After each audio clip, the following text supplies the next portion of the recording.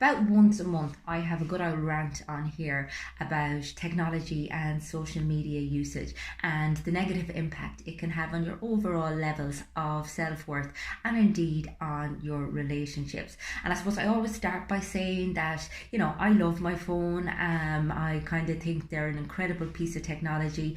They're so helpful in so many areas of your life. But that being said, we're not very wise about its usage and we're not very aware of the potential pitfalls that come with it.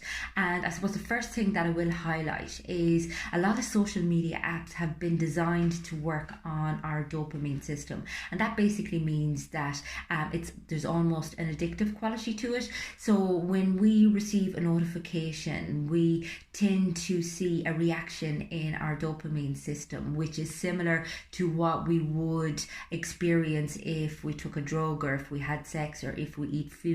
So it's, this whole kind of anticipation of pleasure. And that sends us constantly seeking the same kick over and over. And this is why we oftentimes find ourselves checking our news feed, closing the phone, and then 2 seconds later opening it again just to see if anything else has changed.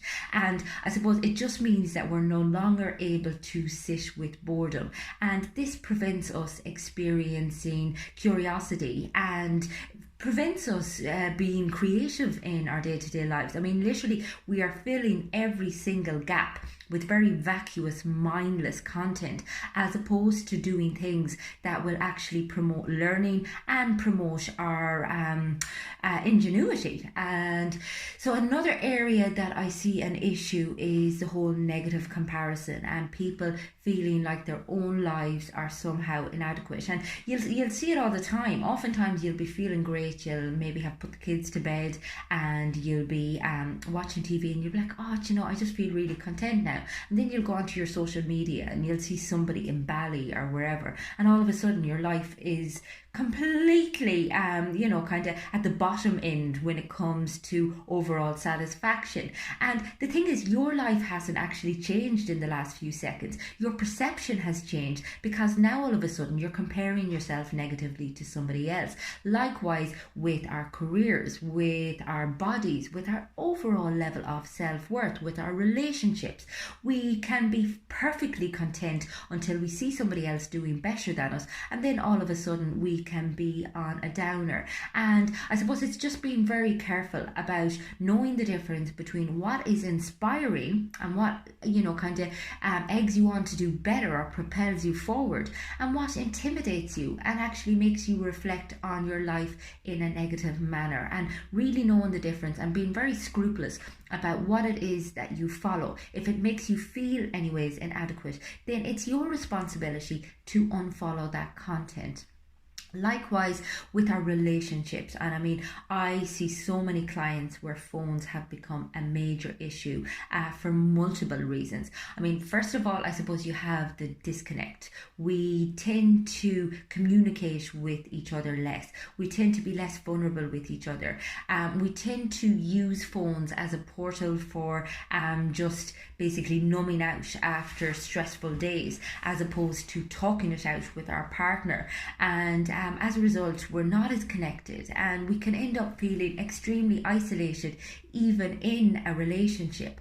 Likewise, when it comes to the content that our partner follows, there's a lot of room for jealousy and rejection. I mean, it's again another major issue with couples. And what I would advise people to do is to be very mindful of their partners when it comes to stuff that they might think is fairly innocuous or harmless, but which in fact may be somehow hurtful to their partner. And I suppose having regular conversations about what the boundaries are or what the expectations are with internet usage. Likewise with the use of pornography, I think oftentimes people, as opposed to going to the trouble of having to connect with their partner on an emotional and a physical level, building that intimacy, creating that vulnerability, doing the actual work that is involved, that is so fulfilling and is basically what a relationship thrives on. It's easier just to,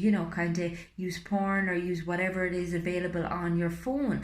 And again, this is creating a disconnect between couples. It is severing the intimacy and the whole meaning of sex is lost, because you're basically becoming so accustomed to instant gratification that the regular long haul route actually feels like too much work.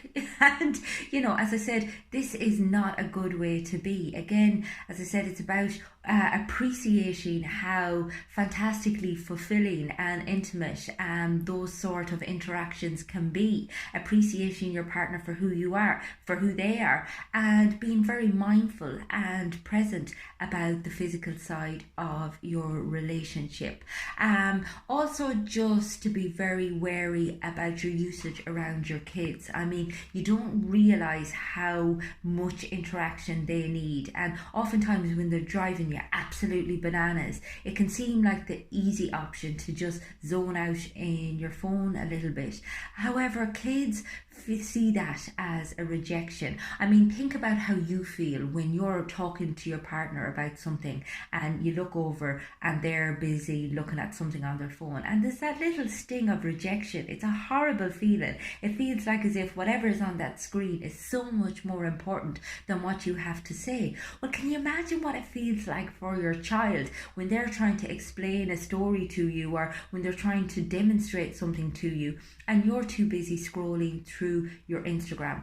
Be also careful about using your phone to avoid dealing with negative emotions. And we tend to do this quite a lot, whether it be stress, whether it be sadness, whether it be anger, whether it be conflict that we have with our partners. It's so much easier to just dive into our newsfeed and avoid having to have the difficult conversations or dealing with the difficult emotions. However, it's in those difficult emotions and those difficult conversations that resolution is found, and that we actually grow as individuals, that we become more accepting and aware of who we are and the impact we have on the world around us. And that's what it's all about, as opposed to just numbing out and zoning out all of the time. So, be very aware of the fact that you oftentimes will use your phone to avoid dealing with certain situations in life. And while on that topic, I just going to give a mention to the facilitation that phones give to things like passive aggression, rudeness, and unkindness. And we often use our phones to fight our battles. Somebody pisses us off, we're like, I'll show her, I'm not going to like any of her stuff, or we feel like as if we're actually doing somebody a disservice, and yet we're just holding on to negative energy and negative thoughts inside ourselves instead of dealing with them properly. Likewise, we'll put up a very passive aggressive meme, to have a dig at somebody, as opposed to actually just dealing with that person at a face-to-face level. And again, it's these interactions that are so important, both positive and negative interactions. I mean, we can't avoid conflict forever, and yet our phones seem to give us the impression that we can. So if you feel phone usage is an issue for you, or indeed for your relationship, get in touch with me on the website. It's fundamentals.ie. You'll also catch loads of my content on my YouTube channel, which is Fiona Feely, so go check it out. Plenty of content there on mental health and how to use your phone in a wise and healthy manner.